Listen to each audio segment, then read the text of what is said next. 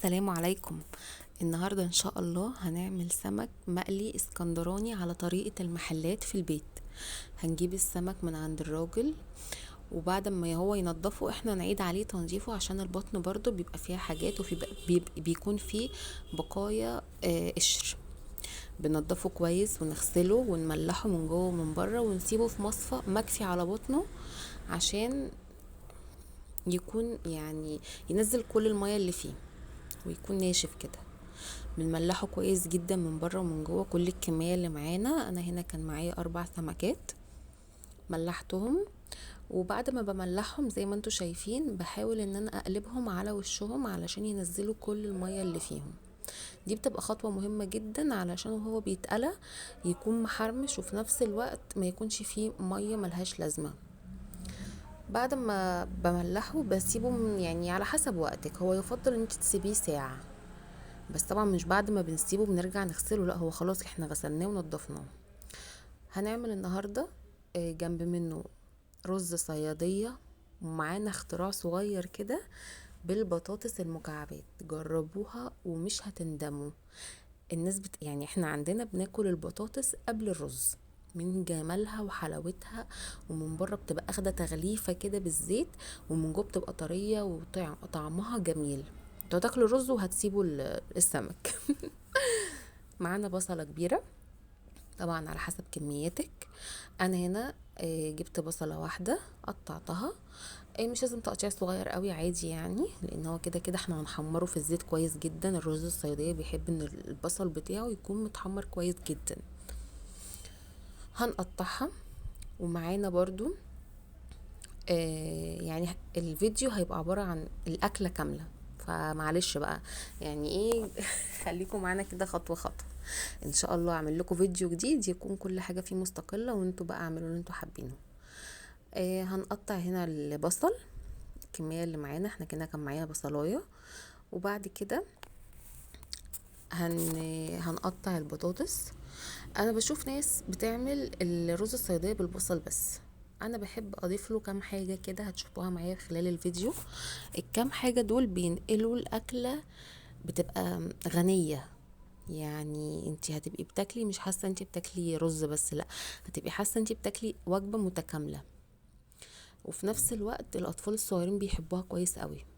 لو حد عندك مش بيحب السمك، لا هياكله وهيحبه وهيحب كمان الطريقه دي.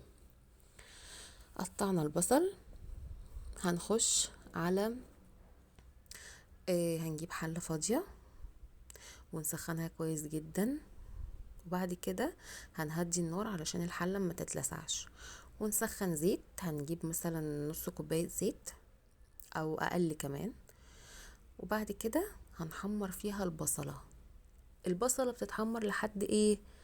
البصله بتتحمر لحد ما بتغمق قبل ما تتحرق، لان لو اتحرقت طبعا غلط على صحتنا. احنا بنحاول نعمل اكل يكون طعمه حلو وفي نفس الوقت صحي على قد ما نقدر، وفي نفس الوقت احنا عايزين اللون مش بيجي. انا بشوف ناس بتحط عسل. هو طبعا الاكل اذواق، بس العسل ازاي في رز صياديه؟ فعلا انا شفت ناس بتعمل كده عشان تغمق اللون. هو كل واحد وحريته طبعا، بس انا مش مع العسل خالص. ده اكل حادق هنحط فيه عسل ازاي؟ زي ما انتم شايفين هو ده اللون اللي انا حباه، هو ده اللون اللي هيطلع لنا في الاخر النتيجة اللي انتوا هتشوفوها ان شاء الله. عشان الاكلة تبقى حرشة عايزة لها قرن حامي. هنقطعه ونسيب البذر فيه عشان احنا عايزين الشطة اللي فيه تبقى موجودة. تقليبة في التانية عليها فصين توم، وفي نفس الوقت التوم ما يتحرقش. اول ما نشم ريحته هننزل بالبطاطس المكعبات. تقليبة في التانية في التالتة هننزل بالبطاطس المكعبات. هنكون مقطعينها ومقشرينها ومقطعينها وغسلينها ومصفيينها ونضيفها. هنقلب فيها لحد امتى؟ هنقلب فيها لحد ما كلها تتغلف بالزيت وتبقى قربت ان هي تبقى محرمشة من بره. دي بتديكي زي حماية للبطاطساية، وفي نفس الوقت بتدي لون كده جليس كده حلو قوي. يلا بينا نعمل دقة السمك هتبقى عبارة عن قرن فلفل حامي وتوم مفروم، الفلفل قطعيه على ايدك عادي، ليمونة او 2، طبعا كل ده على حسب الكمية. انا كان معايا 4 سمكات. الليمون هنعصروه فوق الفلفل والثوم، وبعد كده هنضيف بهارات اللي انتي حباها. انا ما بقيتش حد بالبهارات، انتي هتحطي البهارات اللي انتي بتحبي يعني تدوقيها جوه اكلك، صنع ايدك.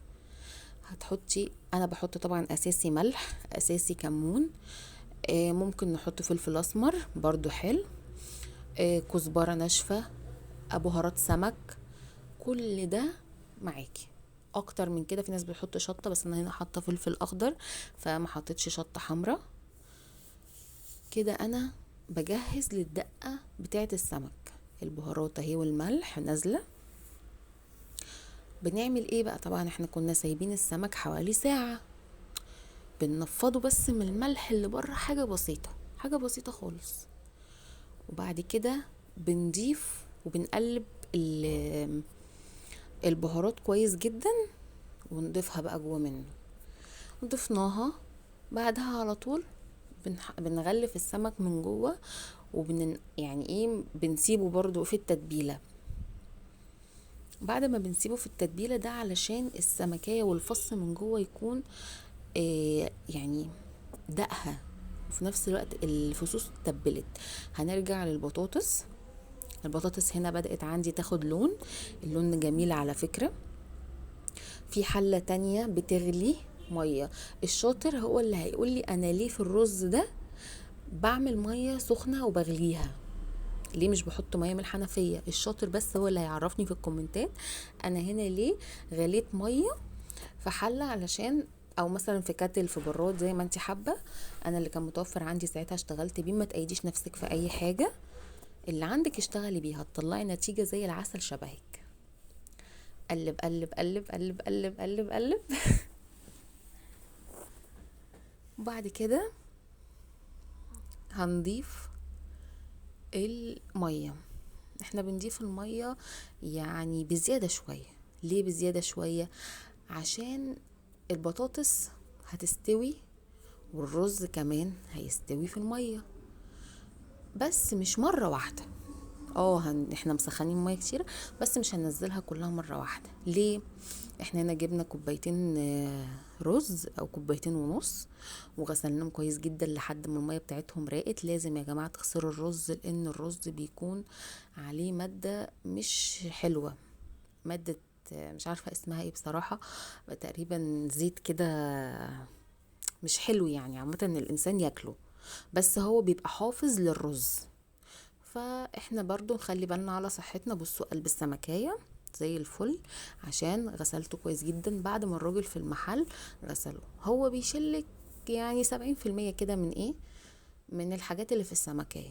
انتي كملي، انتي يعني ست البيت لازم تخلي بالها قوي من النظافة علشان تاكل لقمة طيبة هي وتأكل عيالها وحبايبها يعني. بنمسك السمك بنحط فيه الكمية اللي احنا حابينها من لازم تحطي في كل حتة، لان دي اللي بتدخل التوابل لباقي السمكة. بطن السمك هي اللي بتدخل التوابل للباقي. بنتبلهم كويس جدا. بالنسبة للرز، الرز بياخد، طبعا هي كانت مية سخنة، بنهدي النار جدا وبنغطي الحلة، اعتمادا على ان المية سخنة، وفي نفس الوقت احنا قاعدين عايزين الاكل كله يستوي. البطاطس، وخدوا بالكم البطاطس برضو اخدت نسبة سوا وهي احنا بنقلبها في الزيت، فهي احنا عايزينها طرية وما يعني مستوية وكل حاجة، بس برضو احنا لازم نخلي بالنا ان هي تكون يعني مش مهرية، لا تيجي كده تكسري واحدة كده تلاقيها حلوة. فاحنا هنهدي النار وهنغطي الحلة وهنعتمد على البخار ان هو يكمل التسوية. لو احتاجنا مية، احنا عندنا المية السخنة اللي احنا غلينها في الحلة هنزيد منها، وطبعا نكون مملحينها، والبهارات بنكون ضايفين كمون وفلفل اسمر في الرز. هنا هنجيب دقيق عشان نعفر فيه السمك، هنحط عليه نص معلقة صغيرة من الكركم، طبعا الكمية على حسب العدد. انا عندي هنا 4 سمكات، فيها نص معلقة كركم بس، تدي لون بسيط جدا وانا بقلي علشان يبقى شكلها مغري وانتي بتاكليها. طبعا العين يا جماعة بتاكل قبل البق، وهي اللي بتشجع ان الانسان ياكل ويعني يحب الاكل. هنعفر السمك في الدقيق، نديله كده تقليبة، ونكون في نفس الوقت مشغلين الطاسة جوه منها الزيت، بنقدحه وبنسخنه بس ما يتحرقش، وننزل السمك يعني ايه على مراحل. ليه على مراحل؟ علشان السمك ياخد من بره زي تغليفة. طبعا السمك درجة حرارته اقل كتير من درجة حرارة الزيت، فلما نحط الزيت نحط جوه الزيت اسفة، نحط السمك مرة واحدة جوه الزيت، درجة حرارة الزيت هتنخفض، ودي حاجة غير محببة بالمرة في القلية. ايا كان انت بتقلي ايه، انت كده بتوطي درجة حرارة الزيت، بيخلي الاكل مايع. لازم نخلي يعني تنزلي سمكة وتستني مثلا 30 ثانية كده ولا حاجة، الزيت يبدأ يفور تاني، تروحي منزلة السمكة التانية، اتقلوا طلعناهم، نروحوا مزودين باقي السمك، وهكذا. ايا كان بقى، بتقلي بطاطس، بتقلي بتنجان، بتقلي بصوا دي ما تتريقوش، دي الطاسة هي بتاعت السمك مش بتاعت حاجة تانية. انا كل حاجة مخصصة لها طبعا، حاجة زينا زي كل الناس. هنا بنقلي السمك وبنحط حاجة علشان ريحة البيت ما تقلبش من الزفارة. هي الحمد لله السمك مش زفر، واحنا نضفناه وطمنا وكل حاجة، بس فاكرين الليمون اللي احنا قشرناه علشان نتبل بيه قلب السمكية؟ الليمون ده بقى قشره مش بنرميه، ليه؟ علشان بنضيفه جوه الزيت اللي بنقلي فيه السمك. فلما بنضيف قشر الليمون جوه الزيت اللي بنقلي فيه السمك، هضيفه دلوقتي انا بس كنت ناسياه، بيقلل نسبة ريحة البحر اللي احنا، في ناس طبعا بتحبها وفي ناس مش بتحبها، فاهميني؟ دي بتقلل الزفارة، ان هي ما تنامش جوه الشقة. انا هنا ضفت قشرتين، كان فايض مني دقة من السمك، قطعت فيها 5 6 طماطمات سلطة. احنا مش بنحب الطماطم يبقى عليها خضرة، اللي هي بقدونس او كزبرة او شبت. في ناس بتعمل السلطة كده، انا مش بحبها كده، وماشيه البيت كله على مزاجي. هو جرجير وبصل وطماطم، ممكن فلفل، ممكن يعني لو حد بقى يعني جايلي غالي قوي ماشي، يعني ممكن ممكن ماشي اللي انت عايزه هعملهولك، بس تاخدش على كده.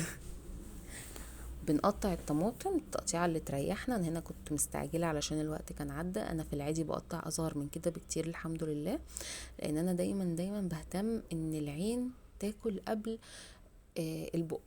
يعني ايه؟ يعني بحاول اخلي حاجه شكلها حلو، ارص رصه كده، وانتي كمان اعملي كده، ده هيفيدك وهتبقي حاسه انتي بتعملي الاكل بحب. انا عارفه ان المسؤوليات تقيله، والله يكون في عون الناس اللي عندهم اطفال، وطبعا ازواج واخوات، يعني ايا كان انتي مسؤوليتك ايه، كتر الف خيرك. وبالنسبه للناس اللي بتشتغل بصراحه يعني كل الدعم ليهم، لان دول ابطال.